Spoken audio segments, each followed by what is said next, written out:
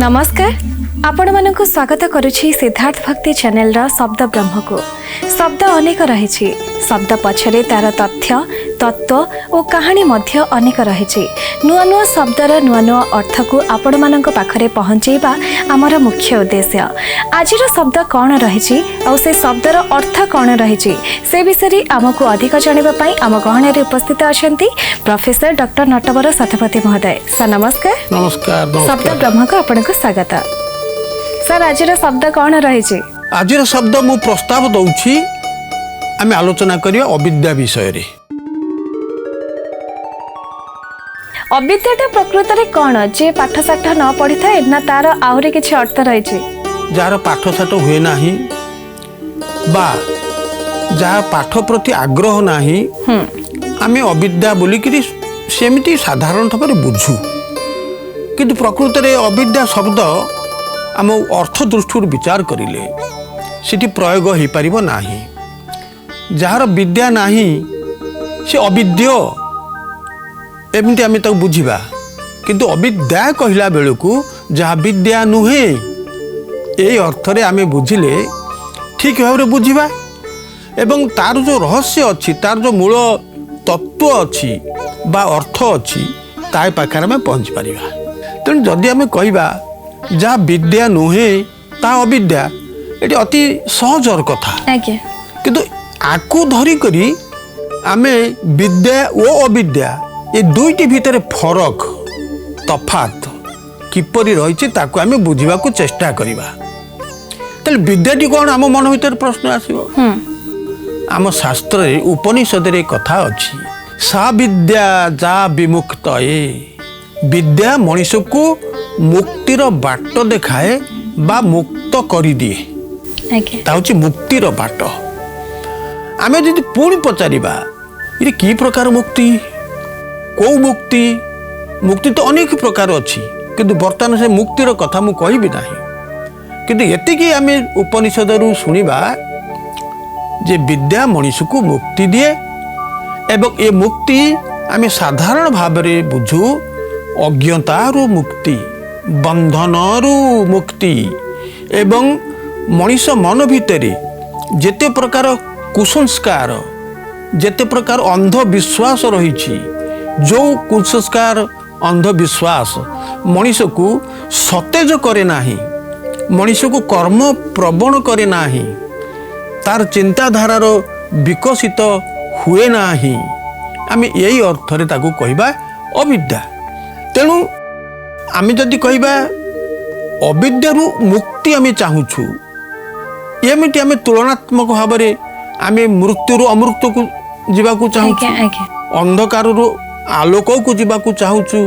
ठीक से भली मत मनुष्यर गोटे पिपासा एवं आहरी कहले सहज हब जे मनुष्य जन्मर गोटे उद्देश्य जे कौन ना से अविद्याग्रस्त से अंधकारग्रस्त से कुसंस्कारग्रस्त से नाना प्रकार माया बा भ्रम भितरे से पीड़ित तेणु ये सबू भितरु से मुक्ति चाहूची ताले विद्या को जीव आलोक को जीव अमृत को जीव एवं एभली एक जीवन लाभ करिवो जो जीवन रे ता पाई सुख ओ परमार्थ लाभ कहले आमे यही बुझिबा जे ऐश्वर्य ज्ञान बा ऐश्वर्य श्रद्धा ऐश्वर्य आशीर्वाद जहा पाई अत्यंत सहज हो जीव। अज्ञता कहले पांच प्रकार ये कहबा विषमय परिस्थिति बा परिणति से भली गोटे कथा कौन ना तम मोह महामोह तामिश्र ओ अंध तामिश्र एक कथा मु कहू नहीं, ये कथा आपण मान जो दर्शक बंधु जो माने आपण भागवत पढ़ी थे भागवतर तृतीय स्कंध को जीवे तृतीय स्कंधर द्वादश अध्याय देखिए भागवत यहीपरि निर्णय नहीं ये प्रत्येक व्याख्या करा जाई परिबो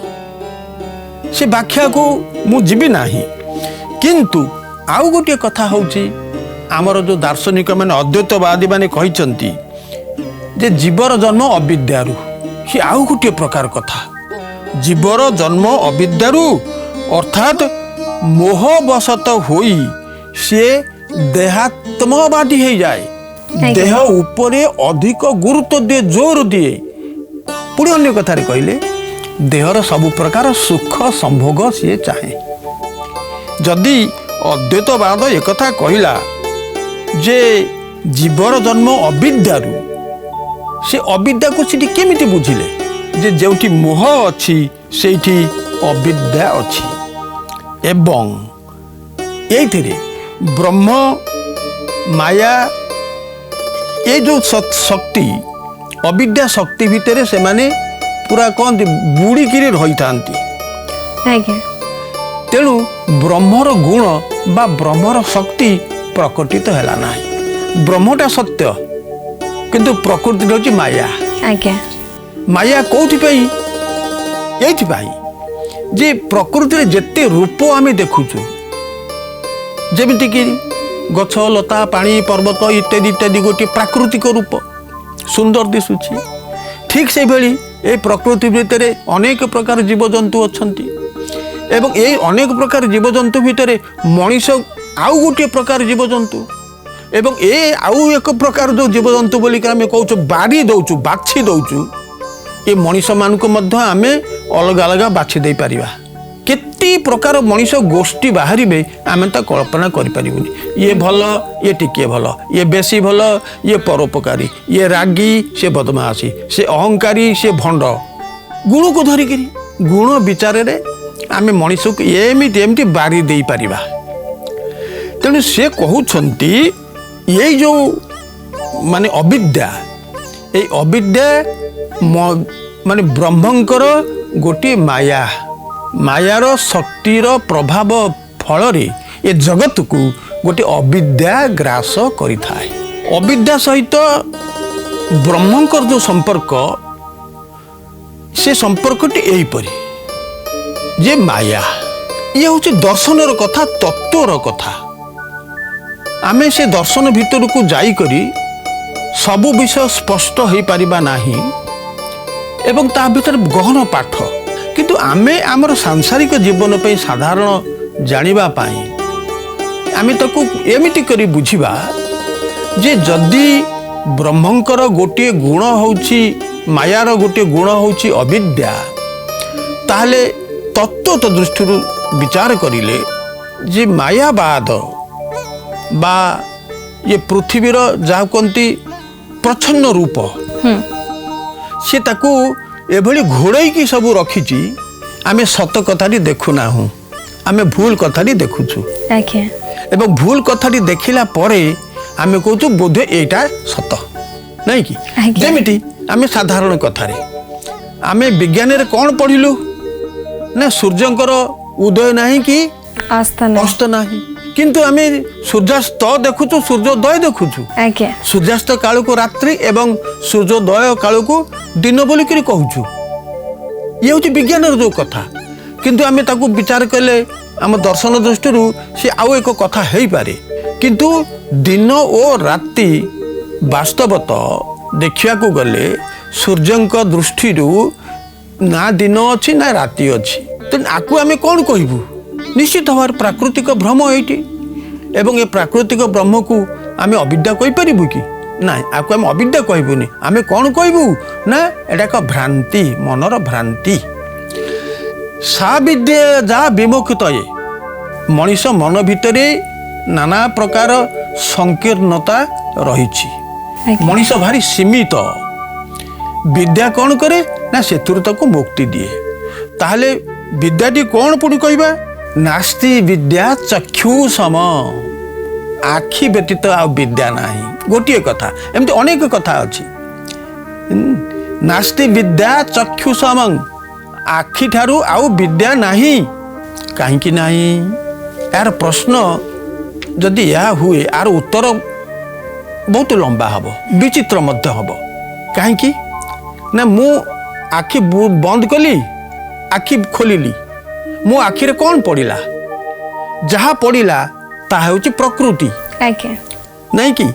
ए प्रकृति रे मनीष ठारू नाना प्रकार छोट और बड़ जीवजंतु अछंती।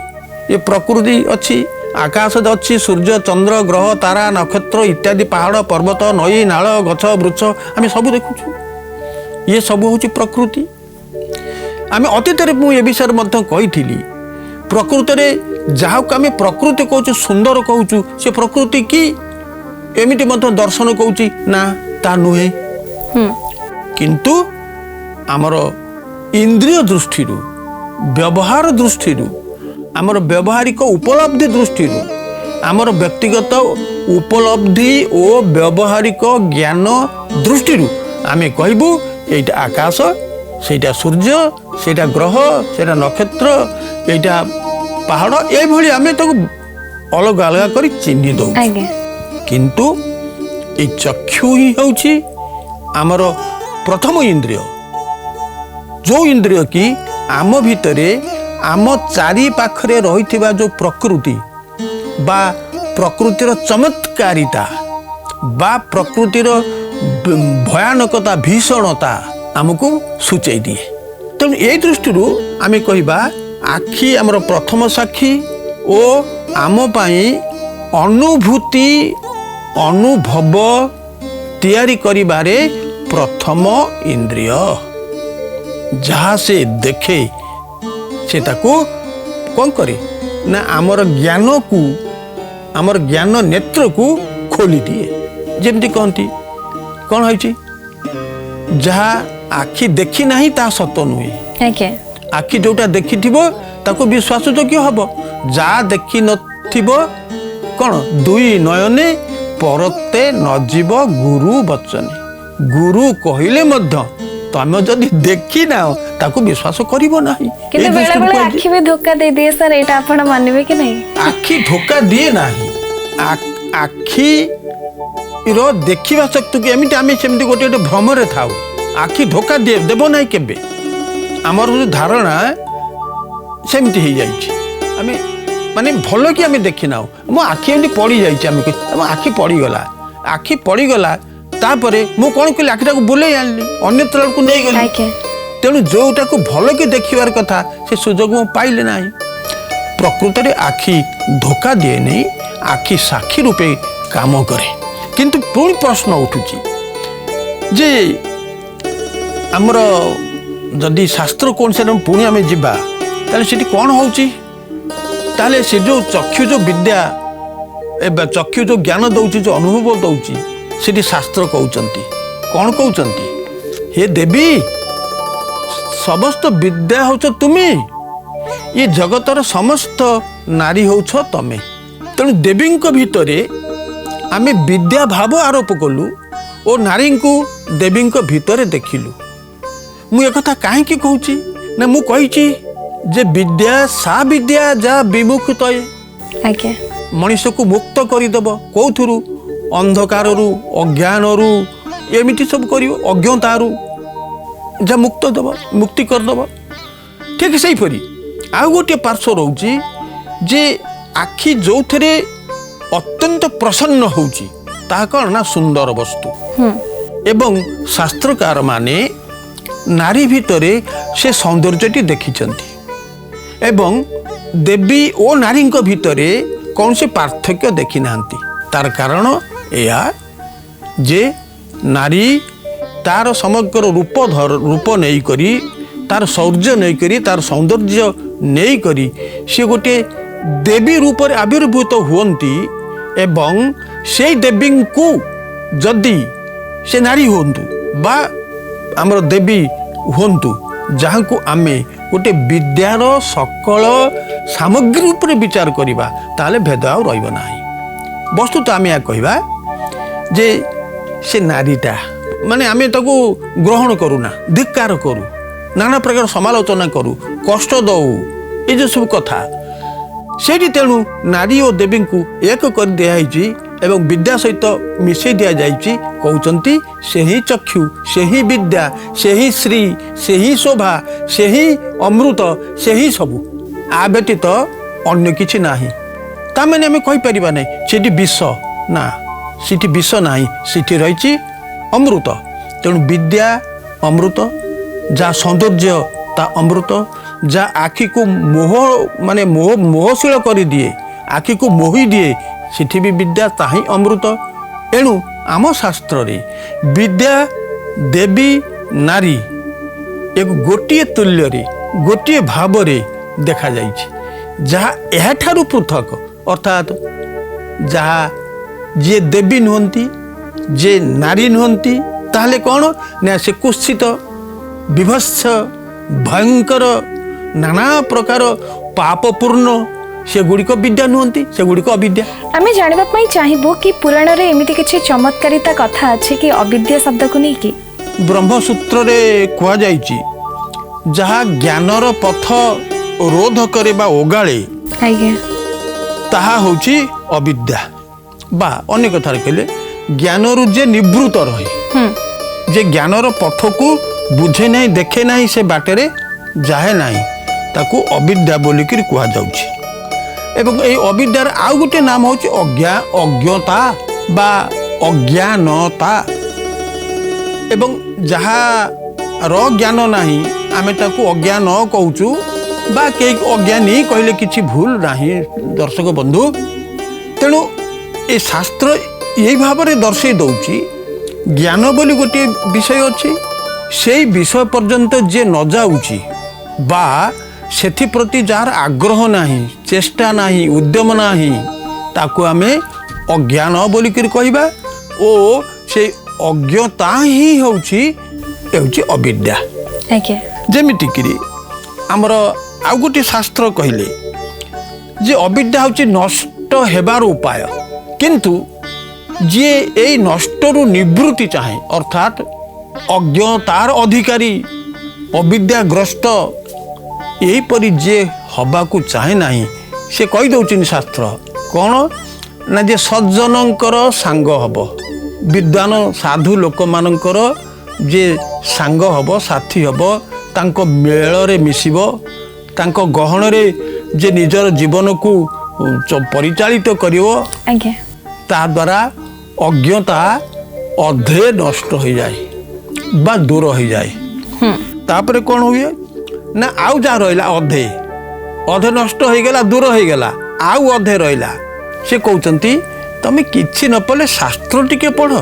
एपरी नले भागवत पदे पढ़ कि पुराण शास्त्र टिके पढ़ कौन गोटे किछि पढ़ ता द्वारा आउ जो अधा रहा से पुणी अधे दूर हो जाए। एवं शेष होची जे निजर जत्न फल आउ अधा नष्ट हो जाए। यही आमे विचार करिबा निजर जत्नटी कौन साधु संघरे मिसिले अधे दूर हो गला किछि शास्त्र पढ़िले आउ किछि दूर हैला एवं अवस्थित जो चारि भागरु भागे रहिला तमे से कहउचंती तमे किछि किछि अध्ययन कर यही जो आग्रह किछि पढ़िब एवं ये पढ़िबा फल कौन हब ना पढ़िबा गोटे कला से कला बेले आमे कौन करू ना आमर मन मुन चैतन्य से गोटे जगार केन्द्रीभूत होता है आमे अन्य कथा किछि चिंता करूना आमर समस्त ध्यान आमर स्थिरता आमे तारी ऊपर अजाड़ी दो मनटी अस्थिर मन स्थिर हो जिवो। तेणु आमर ध्यान शक्ति आमर मनन बा चिंता करिबार शक्ति आमर विचारशीलता ये तीनोटी कथा से एक समय रे से पाठ भितर बुड़िकी रहिबो जा फल रे मन विशृंखल हब नहीं इतस्तत हब नहीं। तेणु शास्त्रकार जो कथाटी कहीदेले तार उद्देश्य होची कौन ना प्रकृति रे मनीष विभिन्न कारणरू अविद्याग्रस्त होइथाए सांसारिक मोह माया भितरे पशि थाए एवं यही कारणरू ता मन भितरे गोटे अहंकार थाए ये अहंकार भितरे से क्या खातिर करे नहीं कि सबू जिते बेले पर्यंत निजर मन रे अहंकार अच्छी हे से पाठ कौन हम मु जा जानी ठीक अच्छी मु भल अच्छी अहंकार सब नहीं तेणु ये अहंकार ही प्रकृति रे गोटे अविद्यार गोटे अंग विशेष बा अंश विशेष यही आमर शास्त्र पुणी कहते जे देहात्म बुद्धि देहटा को जदि तुम आत्मा बोली मन करिवो तार सेमिति संभव केमिति देहटा अलगा आत्माटा अलगा ये देहर जदिओ आत्मा अच्छी किंतु आत्मा कहले आमे देह बुझिबु नहीं देह कहले आत्मा को बुझिबु नहीं दुईटी अलगा अलगा एवं से हेतु जो मानकर देहाभिमान अच्छी देहाभिमान कौन ना मु सुंदर आज्ञा मु सबुठु सुंदर मु सबुठु शक्तिशाली एवं निजको सुंदर रखिबा पे चेष्टा निजर शक्ति शारीरिक शक्ति बढ़िबा पे चेष्टा ये कौन करे ना आमर मानसिक शक्तिर वृद्धि रे मानसिक शक्ति बढ़िबारे आउ साहाय्य करे ना आज्ञा जेते बेले दैहिक शक्ति बढ़िबो मानसिक शक्ति बढ़िबो नाही जेते बेले देहर जत्न नबु आत्मार उन्नति चाहिबु नाही सेतिकी बेले अविद्या पुणी आसीबो आम पाखकु बा से प्रकार मनोभाव को आमे अविद्या बोलिकरी कहिबा कारण ए अविद्यार काम होउची जे विषय भोग करेबा कौन विषय भोग मोर एते संपत्ति हब एमती हब धन बाड़ी घर द्वार चाकर चाकराणी अमुक समुक ये बस कहले से बसुथिबो से उठ कहले उठुथिबो ए जो कथा विषय वासना विषय भोग अविद्या मनुष्य को ये विषय लिप्त कराए दैहिक वासना तैयारी करे कामना बढ़ाए ओ कामना फल तार नाना प्रकार इच्छा आउरी बढ़ू थाए जे पर्यंत कामना बढ़ुथिबो इच्छा बढ़ुथिबो तार आकांक्षा बा अनेक जिनिस लाभ करिवा पे जाको विषय भाषणा से विषय भाषणा बढ़ुथिबो आमे भी समस्त चेष्टा करबा खराब मार्ग को न जाइके भल मार्ग रे निजको आगेबा भगवान को सब बेले आराधना करबा तेबे प्रिय दर्शक बंधु आज आमे सुडुथिले अविद्या विषय रे किछटा विशेष कथा आज तो समय गलानी आपण मानक ठारू हमको विदाय नै के जेबा पई पड़िबो किंतु आगामी अध्याय रे किछि नुवा शब्द सहित पुनी थरे आपण मानक पाखरे पहुंची जेबो सेते बेले पर्यंत हमको विदाय दियंतु रहिलु नमस्कार।